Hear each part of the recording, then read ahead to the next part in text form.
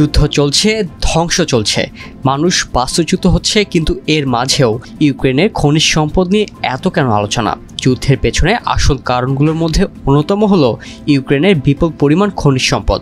আর এখানে যুক্তরাষ্ট্রের প্রবল আগ্রহ থাকার বিষয়টি স্বাভাবিক বই কি আছে ইউক্রেনের মাটির নিচে, আর এই খনিজ সম্পদের দখল নিয়ে কেন এত টানাপোড়েন?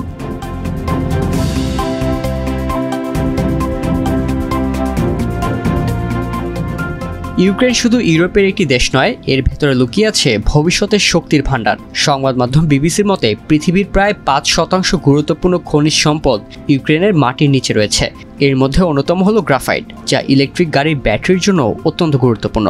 ইউক্রেনে রয়েছে ১৯ মিলিয়ন টন প্রমাণিত গ্রাফাইট মজুত, যা বিশ্বে এই খনিজের অন্যতম বড় ভাণ্ডার।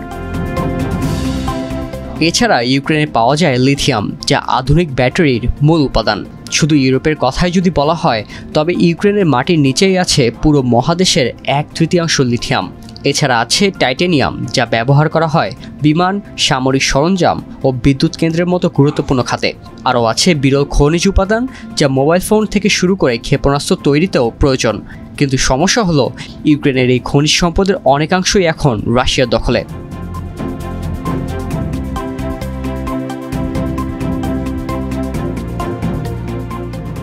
বর্তমান বিশ্ব অর্থনীতিতে খনিজ সম্পদ মানেই শক্তি। বিশেষ করে যখন ইলেকট্রিক গাড়ি, চিপ ম্যানুফ্যাকচারিং আর ক্লিন এনার্জির দিকে চাহিদা বাড়ছে, তখন এই খনিজগুলোর কদর আরও বাড়ছে। যুক্তরাষ্ট্র দীর্ঘদিন ধরেই চীনের উপর নির্ভরশীল ছিল, কারণ চীন একাই বিশ্ব বাজারের ৭৫% বিরল খনিজ সরবরাহ করে। কিন্তু সম্প্রতি চীন এই খনিজগুলোর রপ্তানি সীমিত করায় যুক্তরাষ্ট্র নতুন উৎস খুঁজছে, আর সেই নতুন উৎস হতে পারে ইউক্রেন।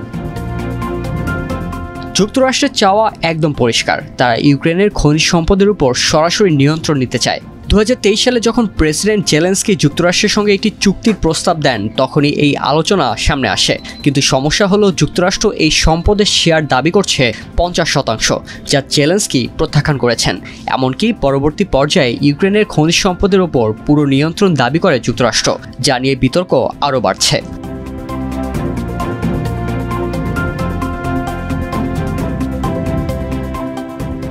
খনিজ সম্পদ নিয়ে যুক্তরাষ্ট্রের চাওয়ার বিষয়টি জেলেনস্কি প্রত্যাখ্যান করলেও ইউক্রেনের উপপ্রধানমন্ত্রী ওলহা স্টেফানিশিনা জানালেন নতুন কথা। তার মতে এই বিষয়ে যুক্তরাষ্ট্রের সঙ্গে একটি চুক্তিতে যাওয়ার সিদ্ধান্ত নিয়েছে তারা। সামাজিক যোগাযোগ মাধ্যমে দেয়া একটি পোস্টে ইউক্রেনের উপপ্রধানমন্ত্রী বলেন, আলোচনা অত্যন্ত গঠনমূলক হয়েছে, চুক্তির বিস্তারিত সব চূড়ান্ত। শীঘ্রই চুক্তি সই হওয়ার বিষয়টি সম্পন্ন করতে আমরা প্রতিশ্রুতিবদ্ধ। আমরা আশা করি যুক্তরাষ্ট্র ও ইউক্রেনের নেতারা এতে সই করবেন। আর রুশ উপপ্রধানমন্ত্রী সের্গেই রিয়াবকভ বলেছেন, মস্কো যুক্তরাষ্ট্রের মধ্যস্থতায় যুদ্ধবিরতির পরিবর্তে দীর্ঘমেয়াদী শান্তি চুক্তি চায়। এদিকে ২৪ ফেব্রুয়ারি ইউক্রেনে রাশিয়ার হামলা শুরুর ৩ বছর পূর্তি হয়েছে। দিবসটি উপলক্ষে ইউক্রেন কিয়েভ সম্মেলনের আয়োজন করেছে। দেশটির রাজধানীর এ সম্মেলনে ইউরোপের বেশ কয়েকজন নেতা সেখানে গেছেন। এছাড়া অনেকে ভার্চুয়ালি অংশ নিয়েছেন। ইউরোপের নেতারা ইউক্রেনকে আরও বেশি সহায়তার আশ্বাস দিয়েছেন।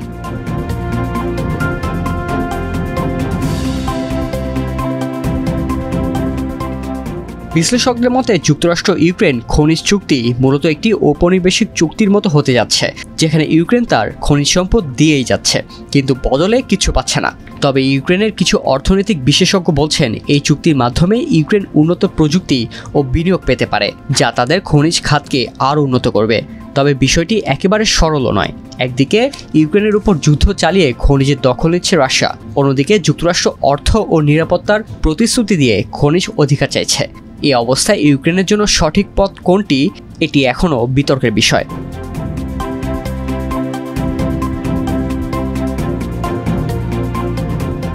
২০১৪ সালে রাশিয়া ক্রিমিয়া দখল করার পর থেকেই ইউক্রেনের খনিজ সম্পদের ভাগ্য বদলে যেতে শুরু করে।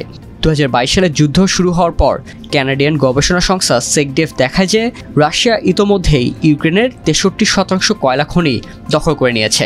শুধু কয়লাই নয়, ইউক্রেনের ম্যাঙ্গানিজ, সিজিয়াম, ট্যান্টালাম আর বিরল খনিজের বিশাল অংশও এখন রাশিয়ার নিয়ন্ত্রণে। এর অর্থ হলো ইউক্রেন শুধু ভূখণ্ড নয়, অর্থনৈতিক দিক দিয়েও রাশিয়ার সামনে দুর্বল হয়ে পড়েছে। আর রাশিয়া এই খনিজগুলো ব্যবহার করে নিজেদের শিল্প ও সামরিক খাতকে আরও শক্তিশালী করছে।